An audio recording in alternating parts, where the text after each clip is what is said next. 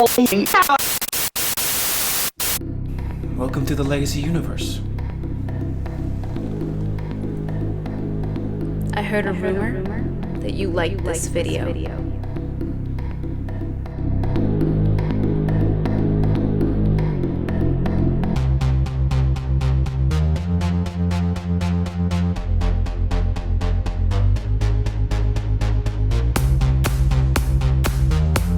Hey guys, welcome to the Legacy Universe. My name is Ash. And my name is John. And today we're going to be talking about Season 1 and Season 2 of The Umbrella Academy. So for those of you who don't know, The Umbrella Academy is a show that premiered on Netflix in February of 2019, and it's based on the Dark Horse comics created by Gerard Way and Gabriel Abad. And if you guys don't know who Gerard Way is, he is the lead singer of My Chemical Romance.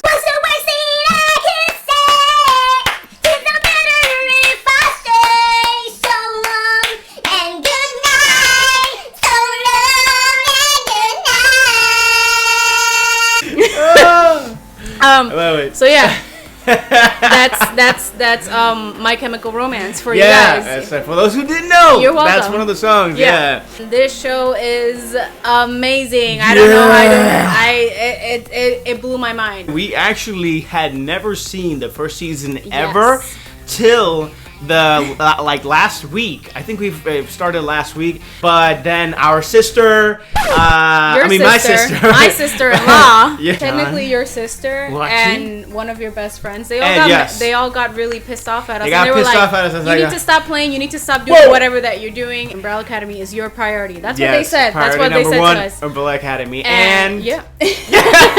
It was interesting from the get-go. If you guys have seen season 1, the first episode shows like this couple that they're like, you know, being cutesy and whatever, and then all of a sudden she kisses him on the cheek and she becomes pregnant and gives birth to a child. What? All the characters in this show from season 1 to season 2, they give meaning to them. Like, there's no throwaway character. Season 1, we get introduced to the Umbrella Academy. Yes. And we meet all the characters, starting with number 1, which is Luther. Luther is this scrawny kid, like they're all scrawny because they're kids, that has humongous strength. Number 2, who was number 2? Diego's number 2. Diego's my favorite character. Diego! Shout out to this actor. His name is David Castañeda. David Castañeda. He effing rocked this show. He blew my mind. He was my favorite character in season 1 and season 2. So there's one moment where Fives, which that's one of the characters, Fives says, "Imagine Batman, but aim lower." Yeah, that's exactly who Diego is. But his power is that he can actually manipulate metal. So we don't know that till we don't know that till season 2 actually. So be aware. This is a discussion. It'll be filled with spoilers. Yes. There's a scene towards the end of the season where he actually manipulates bullets. Magneto. And that's when John was like, "Oh shit. He can manipulate metal," and that's how he's so good at like moving the knives every time. He's like what maybe we've always wanted to see from Batman in a way, because he's a very vulnerable character. He has a stutter problem when he's a kid. You could see throughout the season at certain points, and even in season 2, when he's afraid, his stutter comes back. So that's when he loses his confidence. And then we have number 3, who is Allison. She has a very, very, very cool power, which is that she can rumor people into doing things that she wants them to do. She is a famous actress in season 1 after she departs the Umbrella Academy, but then later on in the season you find out that her whole life has been a lie because she has established her career, her marriage. Because she's rumored for everything. Yeah. It's pretty much, the wording is, I hear a rumor, but it's pretty much wishing for everything you want. She has the wish factor. She has that gift of getting anything she wants. It's an amazing power, and it's also a scary power, because you could literally go to the president's house and say, "I heard a rumor that you nuked the entire world." So that's like, jeez! But I feel that's an interesting aspect that she has, that we see in her arc between season 1 and 2, because in season 2, the character of Allison learns how to use her powers in a better way. And because in season 1, she understands that, yeah, she had her career, she got her marriage, she got the life that she always wanted, but she lost what she loved the most, which was her daughter, because of her manipulating the power in the wrong way. And something else from Allison, she truly had her love. Like, she really loved somebody within the family, which is number 1, Luther. And you could see that throughout the story, where as they left tremendous. They left the majority of the reason was because of their father. Number 4 is probably, I would say, everybody's favorite character in the show. Everybody talks about him. It is Klaus. Something like that. He can actually, is it commute with the dead? He can commune with dead people. Yeah, he can commune with the undead. He can also with the dead.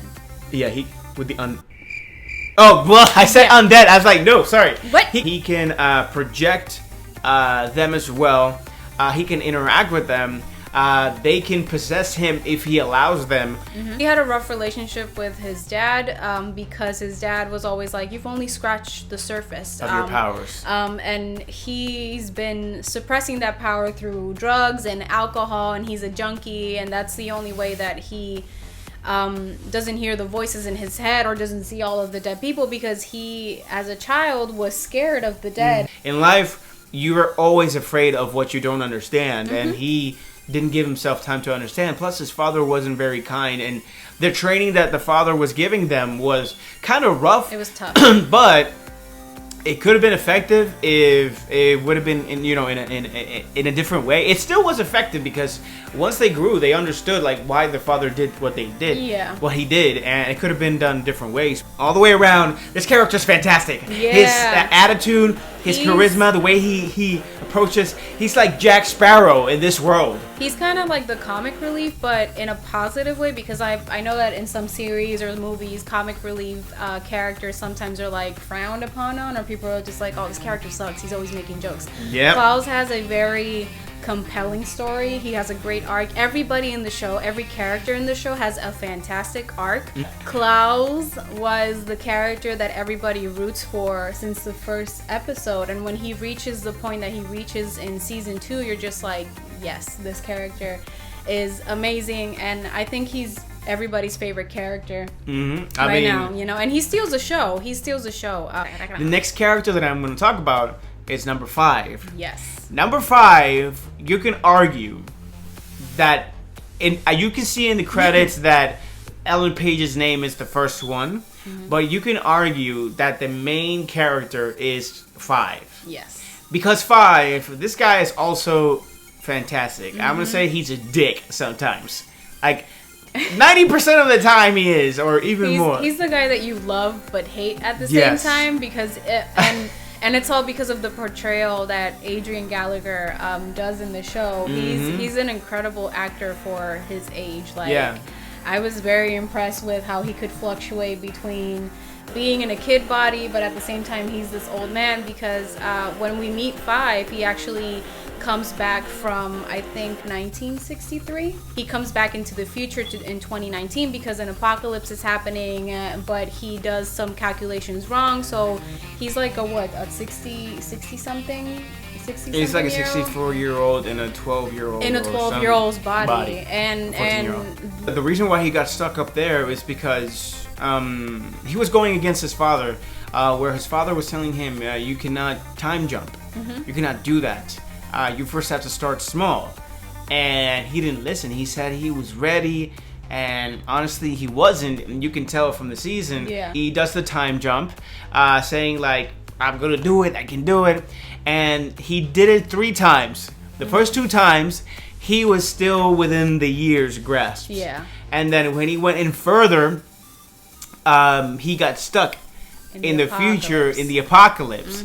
And I believe the apocalypse was about from where he was living, it was like 15 years into the future, and then he got stuck for 45 years. He got stuck for 45 years. That's how he eventually ended up being old, and then what we come to know later on as the Commission, which is a time travel company that is sole purpose. Yeah, they control the timeline. Sole purpose is to make sure that the timeline that's supposed to happen happens. That's the whole plot right there. He's trying to avoid the apocalypse. So number 5 is just already an old man in his brain, and he feels like he will. Nobody can talk to me because I'm older. I know what I've been going through, and his first love is a freaking mannequin. It's a mannequin from a store, Dolores. And you really think at the beginning of the season when he talks about Dolores, you're like, wow, he actually met somebody. He was in love, and then it's a freaking mannequin. Like it was so funny. Another thing that you would always talk about is his walk. Like his walk. He oh my like god! An old man. If nobody his arms were up. His arms were like it wasn't like. Yes, it was kind of like an old man, but it's not even that. I think it's his thing. Like he's trying to. I don't know. He's always like his hands. You can see his hands always like hooked up. Stuff, yeah. It's like he's a puppet or something. Yeah. This next character, number 6. Number 6 is Ben. Ben is an Asian dude that is super cool, and his ability is pretty much inside of him. It looks like he has a freaking kraken. You can see from the beginning of the show where they show his ability that he has to go into a room. There's the bank robbers, and once he's in there, you can see all the freaking hands going like blah, blah, blah, blah, blah, blah, blah. He's killing everybody. He just has to do like and let the freaking tentacles do their thing. Unfortunately, Ben gets killed in a mission. In the second season, they go into more detail of how or what happened. Like the mission itself is not shown, but the events that transpired afterwards, they're seen, which the father blames the children for not working as a team properly. And this happens in his the dad is giving the eulogy, so they're all in a circle, and the casket is like in the middle. And basically the dad is about to talk about Ben, but then he takes the opportunity to blame everybody, saying like, you guys failed him. It could have been avoided. You failed him as the Umbrella Academy, and it was a very, it was a rough scene to watch, honestly. Because you're kids, and you would think that there's no fault, and you were just trying to save people. But the father, sees it in a different way, where this is the reason why I've been training you guys, and you failed because one of you is dead. You were not supposed to die, and you were not supposed to let your brother die, so you failed. But Klaus is the only one that can actually see him in the dead. Yes. Like after he's died, because Klaus has the ability. So I thought it was a very interesting concept what they did with Ben, because you learn really quickly when you start the show that he passed away.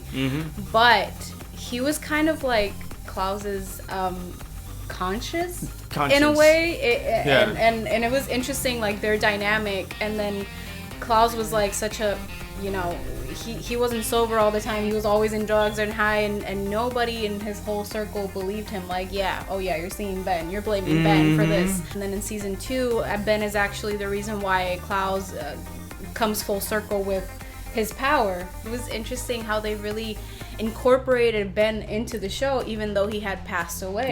Because I really thought in the first episode when we learned that he died that he wasn't going to be involved in the show. You read my mind. Yes. Anyway, let's talk about one more, one member. Number 7. Last member of the Umbrella Academy. Yes. Number 7. Her name is Vanya.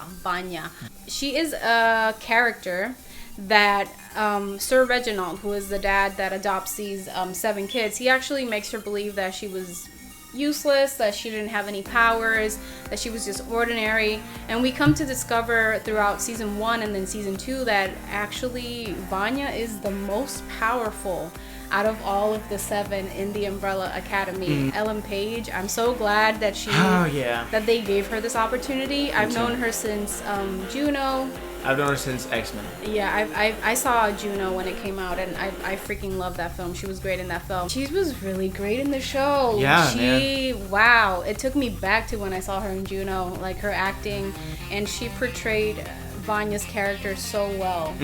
And I feel that Vanya is like, she can be the best character because she's so relatable. Yeah, exactly. You see Vanya discover her powers and how she harnesses her powers, and then her relationships in between season 1 and season 2, and it's just she was a great character, a very inspiring portrayal for Ellen Page, in my opinion. The entire season, that's the reason why they come back, because their father dies.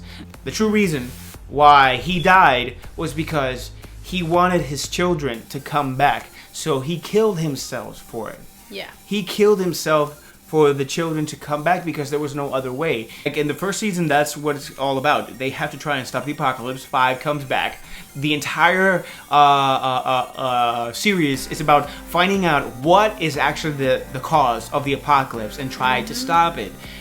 They get a few leads, and the great thing about it is they stray you into thinking one thing while it's truly another thing. Yes. The whole gist of Vanya's powers was that the dad was afraid of her. She was too powerful. She uses her powers with like in tune with her emotions, and that's how she either blows up or she gently like hits somebody. It just depends on how in tune she is with her emotions. Eventually she does cause the apocalypse because in a burst of emotion, when they're trying to save her in a theater where she's having a concert, her burst hits the moon, and then that's what actually causes the apocalypse in the first season. I was more related to Vanya in that aspect because I have this power, I have this ability, I have the capability of doing a lot of things, and it's been suppressed and I didn't know about it.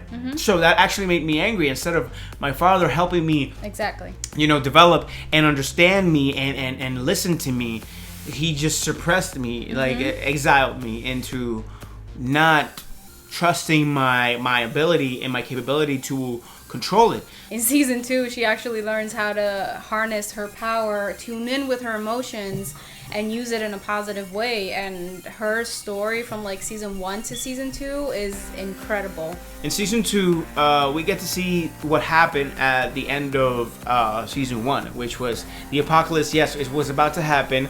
They had no choice. They couldn't stop it. The only way that they could stop it was honestly saving themselves. 5, what he does is he's attempting to do the time jump again, but with the entire family there. The problem was that they traveled too far. They went to 1961, and I think 1960 actually. Okay, 1960. Yeah. So they went back into 1960.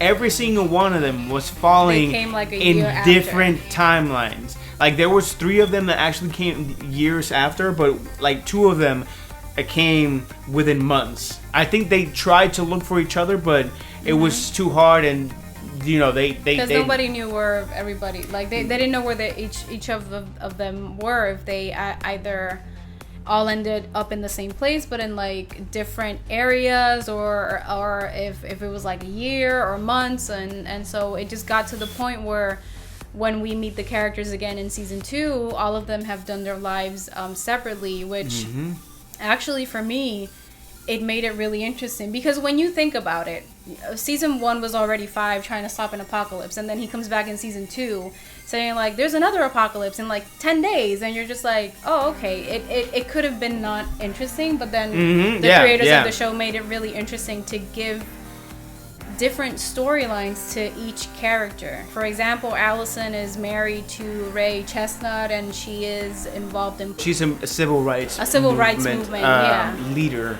Yeah, with her husband. Speaker, yeah. Diego is institutionalized in an asylum in a crazy cuckoo house. Yeah. Vanya is actually living in a farm, and she has no memory of what happened to her because she gets hit by a car as soon as she lands in Dallas in 1963. Klaus is, of course, a cult leader, because why not? Why not? Like Klaus is like... And then Luther is actually a... Jesus Christ. He's a Jesus Christ? He's a fighter, but it's like... He's like a bodyguard. He's like a... Yes. He's a fighter. He's like a... there's a word for it. Yeah. So he's just pretty much the fighter of a mobster. Yeah, so basically that's what happens in season 2 with like all of them. And it was very interesting to see how each character grew from the first season based on the life that they chose or was given to them in this second season. Yeah, all of them actually had great arcs. Yeah. But you get to see like who changed the most, and in from the past to this future past. Yeah. So like X-Men Future Past. So yeah, that you get to see who took advantage the most of this, even though all of them actually do change. Overall, from the outside perspective, they're all great arcs because they all complement each other. Yeah, and it helps them become the family that the Exactly, father I was wanted gonna them say. to become.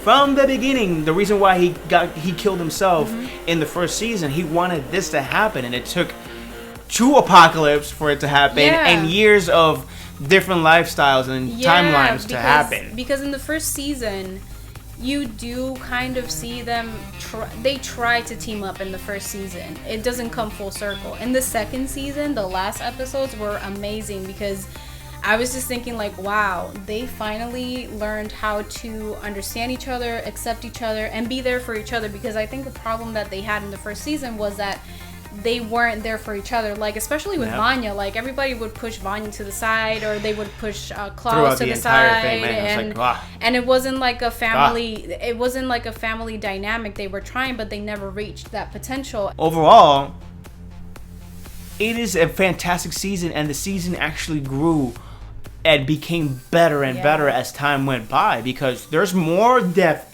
for the Umbrella characters.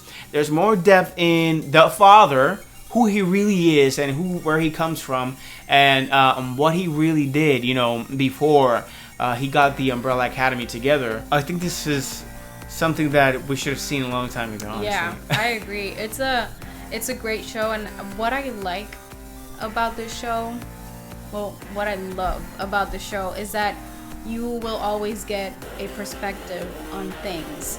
And all of the questions that you might have, whether it's something from season 1 or something that actually happens in season 2, you will get the answer. Like, everybody has a background story in the first season, but then in this timeline you also get the background story of how they actually ended up there, or maybe something related to that moment that was in their childhood that led them to be the way that they are. And I think it's an interesting way to keep you engaged in the show and wanting to know more about these characters.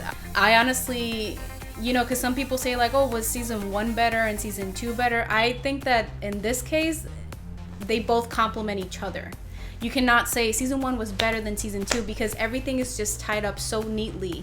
And the plots are tied up, the characters are tied up, the timelines, why everything is happening. And it's just, this show honestly blew my mind. If you haven't seen it yet, we Definitely encourage you to see them, yes. to see the show, both seasons. And if you can see it in a week, man, just trust me, you'll probably binge it in a day or two. It's worth it. It's worth it. Man, just go watch the show. Just go watch the show. Yeah, the show is, script is great, the casting is fantastic, the acting is fantastic. It feels, if you were a fan of, or you are a fan of like My Chemical Romance and Gerard Way, you are gonna see it reflected in this season. I was telling you earlier, the comics are very, like, the vibe of the comic book is very well represented. Honestly, we enjoyed it.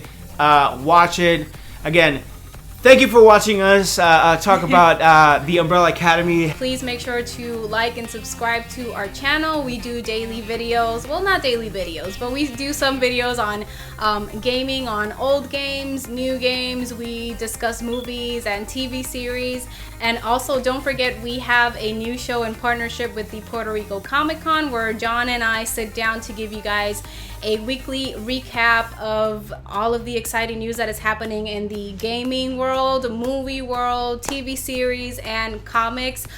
It's every Friday at 8 p.m. via the Puerto Rico Comic Con's official Facebook page, and you can also find each episode on YouTube under PR Comic Con. So make sure you subscribe to them if you want to see us having more conversations about awesome news. And this will be in Spanish, by the way. Yes. Yeah. And if you guys want to also follow us on other social media, we are also on Instagram under The Legacy Universe, and we are on Facebook as well under The Legacy Universe. So make sure that you follow us for the latest updates on news or any content that we decide to put up in our channel. We'll see you on the next one.